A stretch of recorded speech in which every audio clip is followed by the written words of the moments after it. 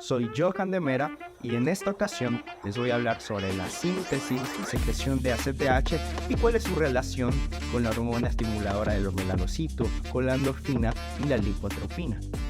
Bien, cuando la adenohipófisis secreta ACTH, al mismo tiempo se liberan otras hormonas de sustancia química parecida, como por ejemplo la lipotropina, la hormona estimuladora de los melanocitos y la beta-endorfina. Todas estas hormonas tienen algo en común y es que vienen de una prehormona más grande, una prehormona precursora y su nombre es propiomelaanocortina o POMC. El POMC o propiomelaanocortina se sintetiza y se almacena en varios tejidos en nuestro cuerpo. Entre ellos tenemos a las células corticótropas de la adenohipófisis, tenemos a las neuronas POMC del núcleo arqueado del hipotálamo, a las células de la dermis y en el tejido linfático. Por ejemplo, en las células corticótropas de la adenohipófisis se expresa una enzima llamada PC1 o prehormona convertasa 1. ¿Y qué es lo que va a hacer esta prehormona convertasa 1?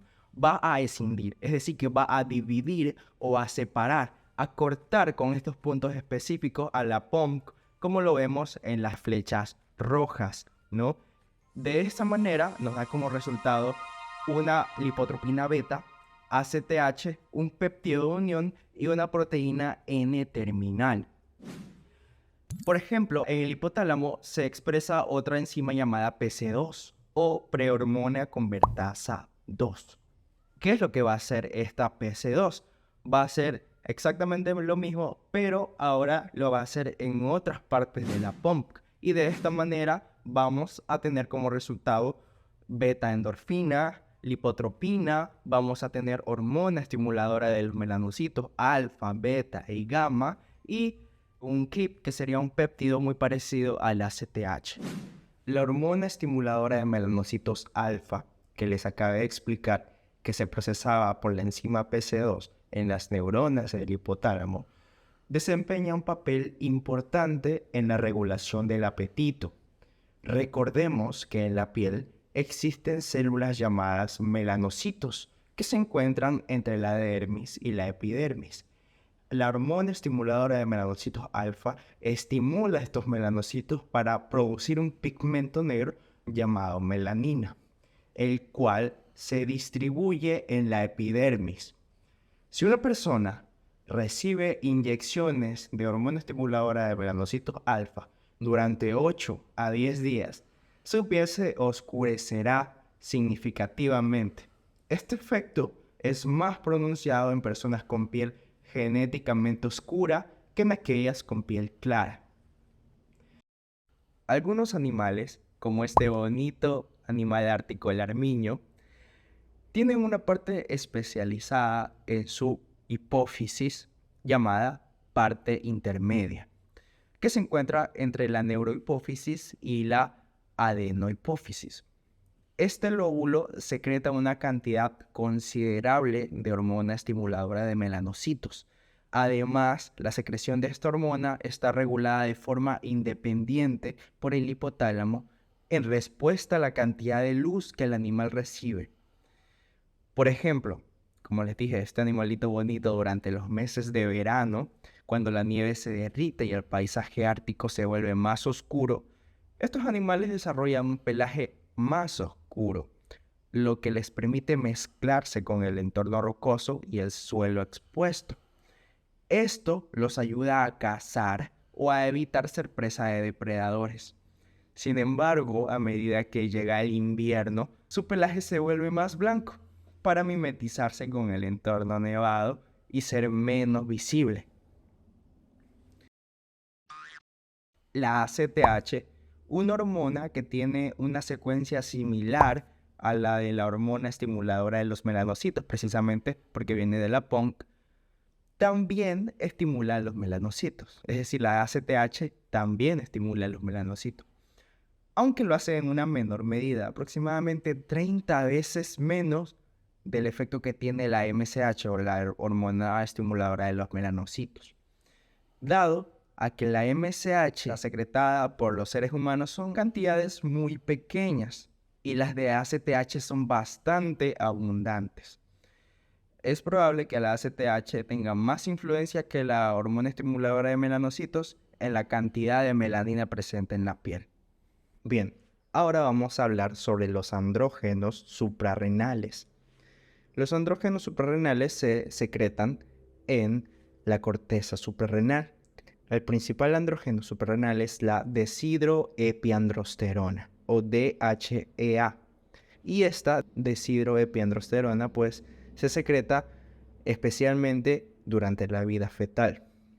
Estos andrógenos tienen efectos leves en el organismo, pero pueden desempeñar un papel importante en el desarrollo inicial de los órganos sexuales, específicamente de los órganos sexuales masculinos, y tienen efectos discretos en el sexo femenino a lo largo de la vida. Por ejemplo, en las mujeres, a estos andrógenos suprarrenales, pues estimulan el crecimiento de vello púbico y vello en las axilas. Algunos andrógenos suprarrenales se transforman en testosterona en tejidos fuera de la glándula suprarrenal, y esto es bastante importante porque lo que explica esto es la gran actividad androgénica y toda su importancia en la función sexual masculina. Y ahora procederemos a hablar de las anomalías de la secreción córtico suprarrenal. Bien, dentro de estas anomalías tenemos la hipofunción córtico suprarrenal con la enfermedad de Addison y la hiperfunción córtico suprarrenal con el síndrome de Cushing. Lo que ustedes tienen que saber y no se tienen que olvidar es que una hipofunción córtico suprarrenal conlleva a niveles muy bajos de cortisol en sangre, y una hiperfunción córtico suprarrenal conlleva niveles muy altos de cortisol en sangre. Recordemos que la corteza suprarrenal secretaba cortisol, y esto lo hacía gracias a la hormona corticotropina, o sea, la ACTH, que era liberada por la adenohipófisis. Y esto es algo bastante importante que vamos a ver a lo largo de todas estas enfermedades. Bien, y empezamos hablando con la enfermedad de Addison o insuficiencia suprarrenal. Esta enfermedad de Addison corresponde a una atrofia o a una lesión primaria de la corteza suprarrenal, ¿no? Y causas pueden haber varias. Entre ellas tenemos a la destrucción autoinmune, que quiere decir que las células inmunes del cuerpo atacan por error a la corteza suprarrenal, generando daño. Otra causa sería la tuberculosis, que la infección viajaría desde los pulmones hasta la corteza suprarrenal, generando inflamación y daño al tejido. También otra causa importante sería el carcinoma metastásico, en el que el cáncer viaja desde otra parte del cuerpo hacia la corteza suprarrenal. De esta manera genera el daño a esta corteza. Un punto bastante importante es que la corteza suprarrenal tiene una reserva funcional alta. Y Johan, ¿qué quiere decir que la corteza suprarrenal tiene una reserva funcional alta? Quiere decir que la corteza suprarrenal puede trabajar decentemente con un poco del tejido en total. O sea, con este poquito, esta corteza puede generar las suficientes hormonas como para mantener un equilibrio bastante decente del cuerpo. Esto quiere decir que cuando el paciente ya presenta síntomas es porque se ha destruido la mayoría de esta corteza, aproximadamente hasta un 90%. Entonces, para entender los síntomas de esta enfermedad, pues debemos entender qué pasa cuando destruimos cada una de las capas de esta corteza. Primero tenemos a la zona glomerulosa, también tenemos la zona fasciculada y la zona reticular. Tenemos a la zona glomerular, ¿no?, que principalmente secreta mineralocorticoides. El principal mineralocorticoide es la aldosterona, entonces quiere decir que si se daña esta zona, la aldosterona cae. Recordemos qué era lo que hacía la aldosterona. La aldosterona permitía la reabsorción de sodio y la expulsión de potasio. Entonces, al no tener aldosterona, no vamos a reabsorber el sodio y por ende vamos a tener bajos niveles de sodio en la sangre o hiponatremia. Y por otro lado vamos a tener altos niveles de potasio en sangre o hiperpotasemia. ¿Qué jalaba el sodio por ósmosis? Recordemos que el sodio jalaba también el agua por ósmosis y eso quiere decir que también sale el agua, lo que nos conduce a una hipovolemia. También, al no expulsarse los iones de hidrógeno, pues nos va a llevar a una acidosis, específicamente a una acidosis metabólica. Todos estos cambios en los electrolitos y en la hipovolemia va a causar que el paciente tenga antojos de alimentos salados, tenga náuseas, vómitos, fatiga, mareos. Sin contar que esta hipovolemia también influye en el gasto cardíaco y lo que genera que el paciente tenga una baja presión arterial. Si no se trata, pues puede llegar a la muerte. Bien, si la zona fasciculada es destruida, recordemos cuál era la función de la zona fasciculada. Bien, secretar glucocorticoides. Y el principal es el cortisol. Entonces, si destruimos la zona fasciculada, el cortisol cae. Cuando hay bajos niveles de glucosa en sangre, porque no hay cortisol, entonces nuestro cuerpo no tiene cómo acceder a esas reservas de energía, ¿no?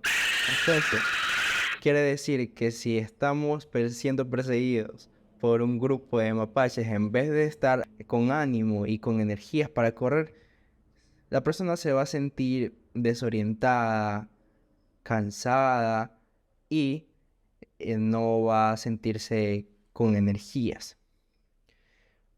Otra cosa muy importante que pasa cuando la zona fasciculada es destruida es que la hipófisis se pone hiperactiva. Recordemos que la hipófisis hace un proceso de retroalimentación negativa. Es como que la hipófisis diga, oye, hay muy poco cortisol en la sangre, necesito secretar ACTH para que la glándula suprarrenal produzca más cortisol. Entonces, por esta retroalimentación negativa es que se produce la POMC, que es lo que les expliqué al principio, era la precursora de la ACTH o corticotropina.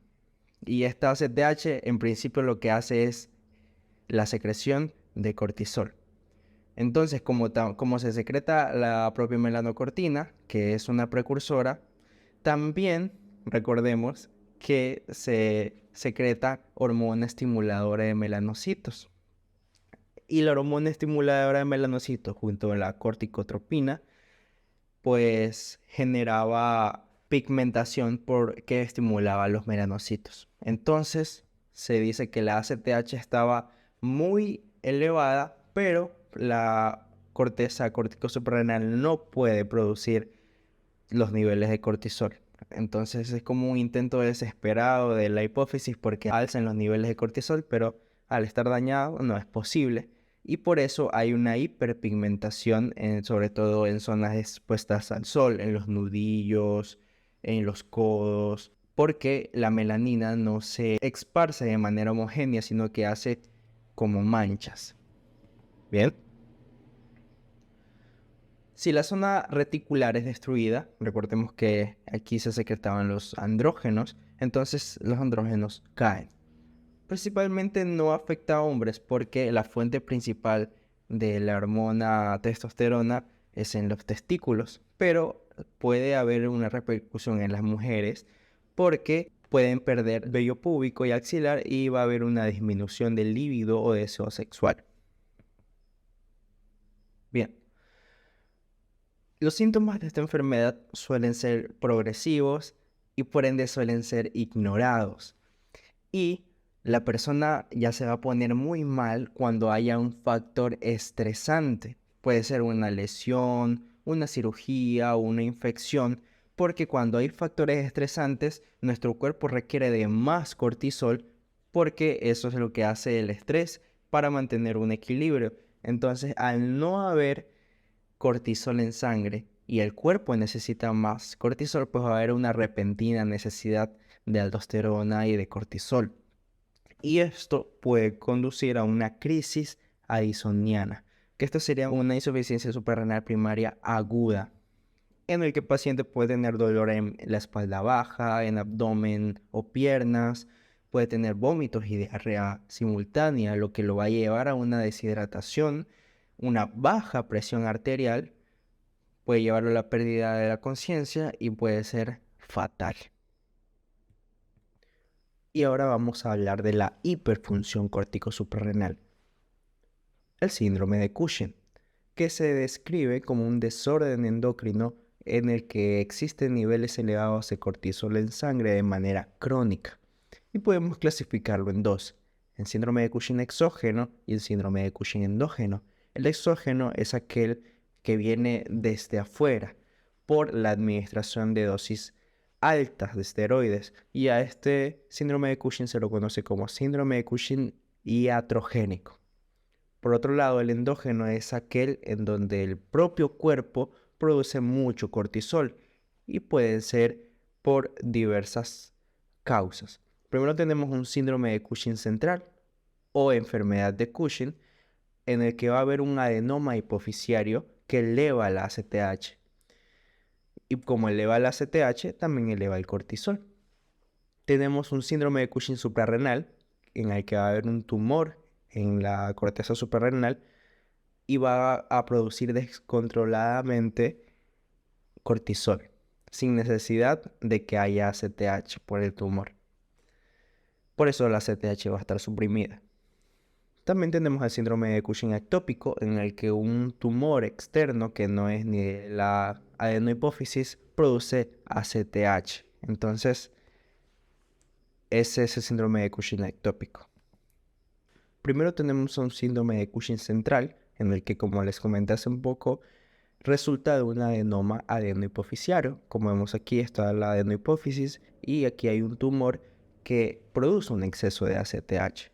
Y como les comenté, al haber un exceso de ACTH, este va a la corteza córtico suprarrenal y produce mucho cortisol, ¿no? O mucho ojo que esto se llama enfermedad de Cushing y no es síndrome de Cushing. Entonces, cuando el problema está desde acá arriba, desde la hipófisis, es enfermedad de Cushing. Y cuando está en la corteza suprarrenal, sería síndrome de Cushing. Tenemos ahora el síndrome de Cushing suprarrenal, que es producido por adenomas en la corteza suprarrenal. Pueden darse por adenomas benignos y malignos, sea cual sea la causa, pues las células de la zona fasciculada se dividen anormalmente, es decir, que va a haber una hiperplasia. Entonces van a secretar cortisol en exceso. Y como estas glándulas no tienen control, están en la corteza córtico suprarrenal y están secretando cortisol, no necesitan del estímulo de la ACTH para poder secretarlo. Entonces va a haber una supresión en la ACTH. Las células normales se atrofian, pero aún así el cortisol va a seguir alto. Entonces decimos que estas células van a ser autónomas. Tenemos el síndrome de Cushing ectópico, que es la secreción ectópica de ACTH, por ejemplo, de un carcinoma abdominal. Entonces viene de otro origen que no es de la hipófisis, como vemos aquí. Normalmente el hipotálamo secreta hormona estimuladora de corticotropina y va a la hipófisis. De la hipófisis secreta ACTH y la ACTH ya va a nivel de la glándula suprarrenal para producir cortisol. Pero aquí el problema es que en otra parte del cuerpo se está produciendo ACTH que no es en la hipófisis y está produciendo un exceso de cortisol. Por último tenemos a la medicación, o sea, la administración de altas dosis de esteroides. Y normalmente las personas que consumen o que se tratan de estos esteroides están tratando enfermedades o trastornos inflamatorios que son autoinmunes, como por ejemplo el asma o la artritis reumatoidea. Entonces, estos esteroides son similares al cortisol, e imitan su acción en los tejidos. Y estos esteroides también son capaces de producir la retroalimentación negativa. Entonces, volviendo al inicio, tenemos 4 tipos de síndrome de Cushing: los ACTH independiente y los ACTH dependiente. Los ACTH dependientes, como lo dice la palabra, pues va a haber mucho cortisol, pero no va a ser secundario al ACTH, por ende se suprime. Y aquí va a haber la retroalimentación negativa, ¿no?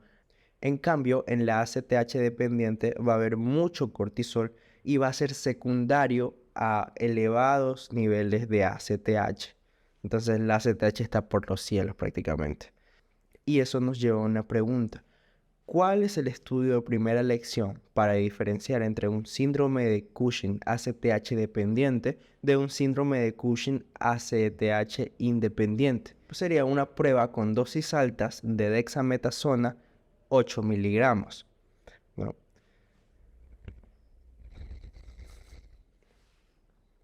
por último tenemos los síntomas. Tenemos una pérdida muscular y extremidades finas. Aquí el exceso de cortisol puede causar degradación de las proteínas musculares y disminución de la síntesis proteica, ¿no? Lo que lleva a una pérdida de masa muscular y adelgazamiento de las extremidades. Tenemos también la formación o la predisposición a formar moretones. El cortisol suprime la respuesta inflamatoria y disminuye la producción de colágeno en la piel, lo que hace que los vasos sanguíneos sean más frágiles y propensos a formación de moretones con facilidad.